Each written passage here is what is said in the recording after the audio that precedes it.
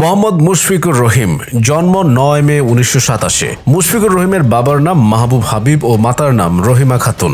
একজন বাংলাদেশি ক্রিকেটার এবং বাংলাদেশ জাতীয় দলের ৩ ফরম্যাটে তিনি বাংলাদেশ জাতীয় দলের অধিনায়ক ছিলেন। সেপ্টেম্বর ২০১১ থেকে রহিম জাতীয় দলের অধিনায়ক নির্বাচিত হন এবং ২০১৪ পর্যন্ত ধারাবাহিকভাবে অধিনায়ক ছিলেন। মূলত তিনি একজন উইকেট রক্ষক এবং মাঝারি সারির ব্যাটার। ছোটখাটো গড়নের এই সদা হাস্যোজ্জ্বল খেলোয়াড়টি স্ট্যাম্পের পেছনে বকবক করার জন্য পরিচিত হয়ে আসছেন। বাংলাদেশের টেস্ট ক্রিকেটের ইতিহাসে তিনি প্রথম ডাবল সেঞ্চুরি তথা সর্বোচ্চ রান সংগ্রহকারী হিসেবে কৃতিত্ব অর্জন করেন। ৪ সেপ্টেম্বর ২০২২ তিনি টি-20 থেকে অবসর নেন। মুশফিক বগুড়া জেলা স্কুল এবং বাংলাদেশ ক্রীড়া শিক্ষা প্রতিষ্ঠানের ছাত্র ছিলেন। জাহাঙ্গীরনগর বিশ্ববিদ্যালয় থেকে মুশফিক ইতিহাস বিভাগে স্নাতক ডিগ্রি অর্জন করেছেন। বিশ্ববিদ্যালয়ের তথ্য অনুযায়ী মুশফিক ইতিহাস বিভাগে প্রথম শ্রেণীতে উত্তীর্ণ হন। তিনি ২০১২ সালে মাস্টার্স পাশ করেন। রহিম স্প্যানিশ ফুটবল ক্লাব বার্সেলোনার ভক্ত। তিনি আর্জেন্টিনার খেলোয়াড় মেসির ভক্ত। তিনি ২০১৪ সালে জান্নাতুল কিফায়েত মন্ডিকে বিয়ে করেন। মন্ডি মাহমুদুল্লাহর স্ত্রী জান্নাতুল কাউসার মিষ্টির বোন। ২০১৮ সালের নভেম্বরে জিম্বাবুয়ের বিপক্ষে দ্বিতীয় টেস্টে কোনো ব্যাটসম্যানের হয়ে সর্বোচ্চ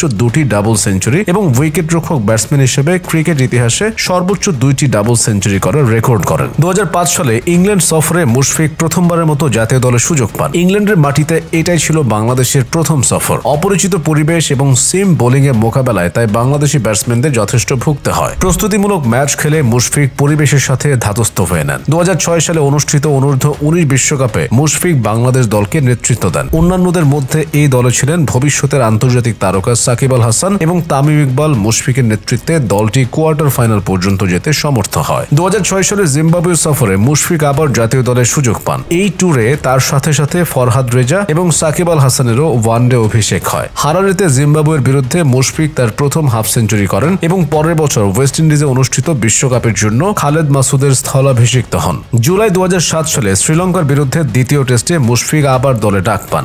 এক ইনিংস এবং ৯০ রানের বিশাল ব্যবধানে বাংলাদেশ পরাজিত হয়। মুশফিক মোহাম্মদ আশরাফুলকে সঙ্গী করে ষষ্ঠ উইকেট জুটিতে রেকর্ড ১৯১ রান করেন। ৮০ রানের একটি চমৎকার ইনিংস খেলেন মুশফিক। ২০১৫ ক্রিকেট বিশ্বকাপে অনবদ্য ৭১ রানের ইনিংসের জন্য বাংলাদেশ বনাম আফগানিস্তান ম্যাচে তিনি ম্যান অফ দ্য ম্যাচের পুরস্কার লাভ করেন। ২০০৯ জিম্বাবুয়ে সফরে মুশফিক বাংলাদেশের সহ অধিনায়ক নির্বাচিত হন। তৎকালীন অধিনায়ক মাশরাফি বিন মুর্তজা আঘাতপ্রাপ্ত হওয়ায় সাকিব তার স্থলাভিষিক্ত হন এবং সহ অধিনায়ক সাকিবের দায়িত্ব পান মুশফিক। ২০১৫ সালের ক্রিকেট বিশ্বকাপ প্রতিযোগিতায় অংশগ্রহণের লক্ষ্যে ৪ জানুয়ারি ২০১৫ তারিখে বিসিবি কর্তৃপক্ষ বাংলাদেশ দলের ১৫ সদস্যের চূড়ান্ত তালিকা প্রকাশ করে। এতে তিনিও দলের অন্যতম সদস্য মনোনীত হন। ২০১৮ সালের নভেম্বরে জিম্বাবুয়ের বিপক্ষে দ্বিতীয় টেস্টে মুশফিক কিংবদন্তি উইকেট রক্ষক batsman Adam Gilchrist, Kumar Sangakkara এবং মহেন্দ্র সিং ধোনিকে ছাড়িয়ে প্রথম উইকেট রক্ষক ব্যাটসম্যান হিসেবে টেস্টে 2টি ডাবল সেঞ্চুরির রেকর্ড করেন। তিনি ২১৯ রানে তার ইনিংস শেষ করেন, যা টেস্ট ক্রিকেটে একজন বাংলাদেশি ব্যাটসম্যানের সর্বোচ্চ